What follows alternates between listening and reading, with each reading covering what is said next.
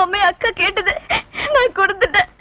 நான் வாங்கின முத பரிசு அக்கா கேட்டது, கொடுத்துட்டேன்.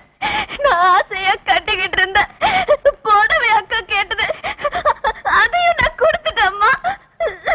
இப்படியே சந்தோஷத்தை பார்க்காம அக்கா எதை கேட்டாலும் நான் கொடுத்துக்கிட்டே இருந்ததுனால இப்ப அவ எதை கேக்குறான் தெரியுமாம்மா? என் தாலிய கேக்குறாம்மா, என் புருஷனையே கொடுத்துறேன்னு கேக்குறாம்மா.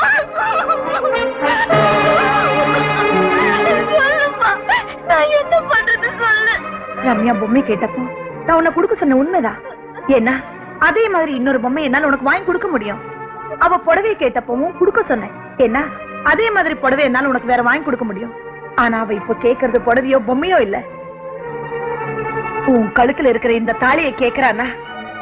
இந்த தாலிக்கு பதிலா இன்னொரு தாலி இனிமே உன் வாழ்க்கையில கிடையாது.